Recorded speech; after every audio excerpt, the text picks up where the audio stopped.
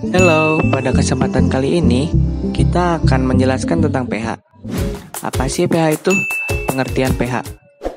pH adalah jumlah konsentrasi ion hidrogen pada larutan yang menyertakan tingkat keasaman dan kebasaan yang dimiliki. pH merupakan besaran fisis dan diukur pada skala 0 sampai 14. Ia didefinisikan sebagai logaritma aktivitas ion hidrogen yang terlarut. Koefisien aktivitas ion hidrogen tidak dapat diukur secara eksperimental, sehingga nilainya didasarkan pada perhitungan teoritis. Skala pH bukanlah skala absolut. Ia bersifat relatif terhadap sekumpulan larutan standar yang pH-nya ditentukan berdasarkan persetujuan internasional.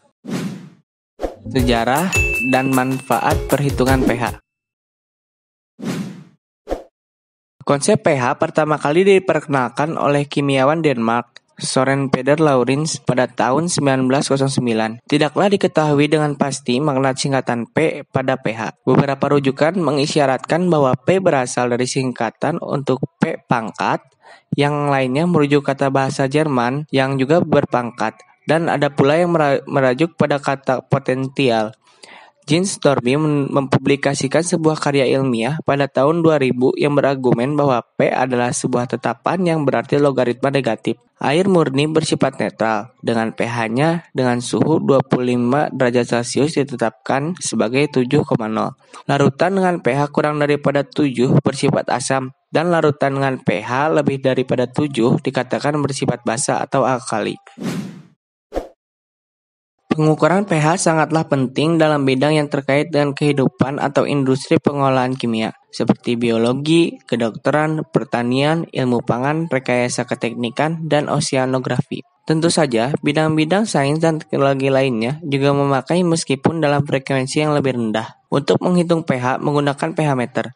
pH meter merupakan alat yang mengukur tingkat pH larutan. Sistem pengukuran dalam pH meter menggunakan sistem pengukuran secara potensimetri. pH meter berisi elektroda kerja, elektroda referensi. Perbedaan potensial atau dua elektroda tersebut sebagai fungsi dari pH dalam larutan yang diukur. Sinyal tegangan yang dihasilkan pada pengukuran dengan elektroda pH berada pada kisaran MP, sehingga perlu diperkuat dengan pengukuran operasional.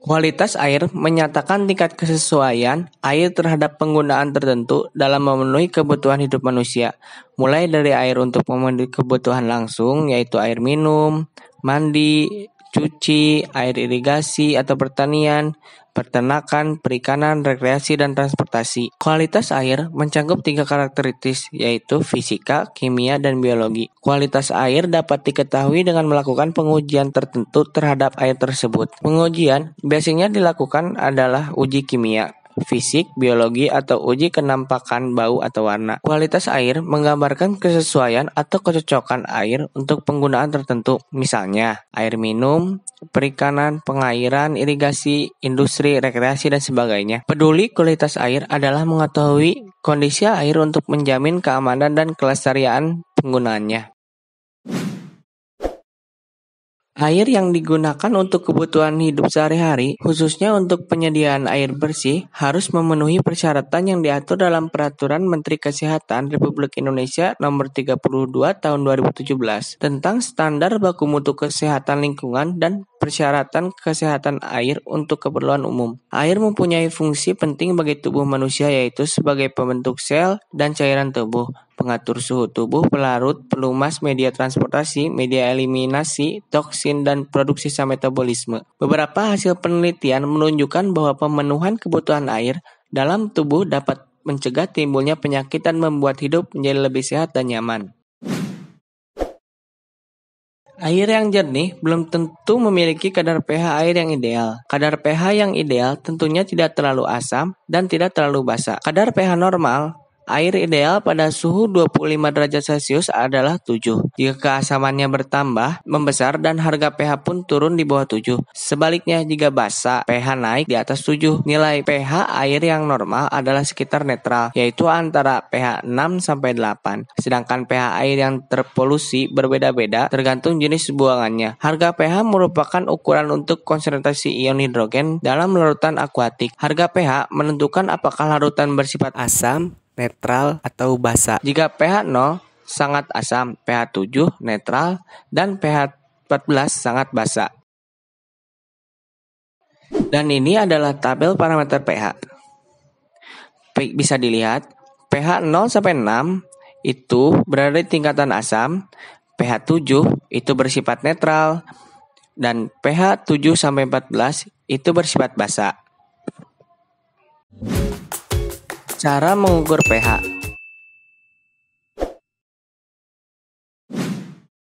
Ada beberapa jenis alat yang bisa kita gunakan untuk melakukan penilaian keasaman pada air.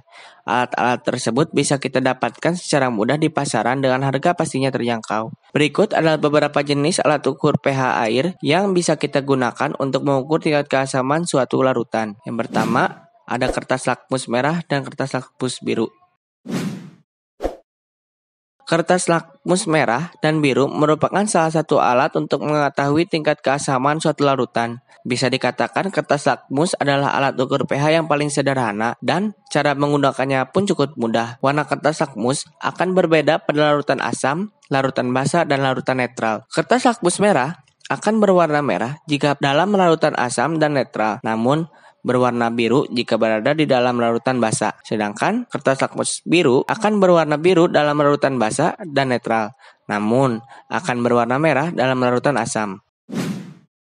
pH meter digital. pH meter digital memiliki keunggulan dibandingkan dengan alat pengukur pH lainnya, yaitu menunjukkan nilai pH secara teliti. Alat ukur pH ini banyak digunakan untuk alat pengukuran pH air akuarium atau pada sistem instalasi hidroponik. Cara menggunakannya pun sangat mudah. Cukup dengan mencelupkan ujung pH meter, kemudian akan muncul angka pada alat tersebut. Angka itulah yang digunakan untuk menentukan tingkat keasaman air. Cara mengukur pH air minum juga bisa menggunakan pH meter digital. Mengukur nilai pH air menggunakan pH meter digital dapat melalui langkah-langkah berikut ini. Mengambil sampel air yang akan diuji, menekan tombol on pada pH meter, memasukkan pH meter ke dalam sampel air. pH meter akan menunjukkan angka pada display digital. Yang selanjutnya ada menggunakan indikator alami. Cara pengukuran pH air tanpa alat yaitu dengan menggunakan indikator alami yang diperoleh dari jenis tanaman tertentu. Misalnya saja seperti bunga sepatu, kubis ungu, kulit buah manggis, dan kunyit. Tanaman-tanaman tersebut diekstrak, kemudian hasil ekstraknya diteteskan pada larutan yang diuji. Tanaman-tanaman yang digunakan untuk indikator pH memiliki sifat yang berbeda dalam menunjukkan perubahan warna. Misal, jika menggunakan indikator bunga sepatu akan menunjukkan warna merah jika larutan asam dan netral, lalu akan berwarna kuning kehijauan jika larutan itu basa. Berbeda jika menggunakan indikator kunyit, yaitu akan menunjukkan warna kuning jika larutan asam dan netral, serta akan berwarna merah jika larutan basa. Itulah beberapa jenis alat ukur pH air yang bisa kita gunakan dalam kehidupan sehari-hari. Dengan mengetahui tingkat keasaman air, kalian dapat melakukan cara menurunkan pH air atau menaikkannya sesuai dengan pH ideal. Harga pengukur pH air ini dapat kalian dapatkan di platform e-commerce termasuk harga alat pengukur pH air kolam. Pengaruh dampak lingkungan ini adalah salah satu contoh pengaruh pada air laut. Air laut mempunyai kemampuan menyangga yang sangat besar untuk menjaga perubahan pH. Perubahan pH sedikit saja dari pH alami akan memberikan petunjuk terganggunya sistem penyangga.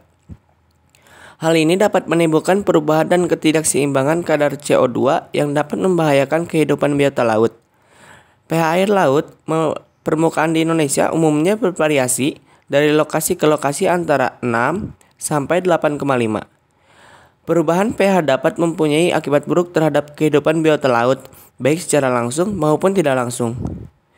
Tinggi rendahnya pH dipengaruhi oleh fluktuasi kandungan O2 maupun CO2. Tidak semua makhluk bisa bertahan terhadap perubahan nilai pH. Untuk itu, alam telah menyediakan mekanisme yang unik agar perubahan tidak terjadi atau terjadi tetapi dengan cara perlahan. Tingkat pH lebih kecil dari 4,8 dan lebih besar dari 9,2 sudah dapat dianggap tercemar.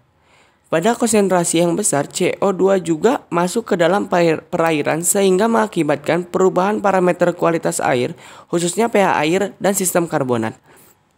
Pengasaman laut mengakibatkan terganggunya kehidupan organisme laut termasuk di dalamnya organisme yang mengalami proses pengapuran pada siklus hidupnya. Seperti Halimeda sp. Halimeda sp merupakan jenis makroalga yang mengandung kadar kalsium, di mana pada siklus hidupnya terdapat proses pengapuran yang mampu menenggelamkan CO2 dalam perairan. Ini merupakan sumber dan referensi yang kami gunakan untuk membuat materi ini.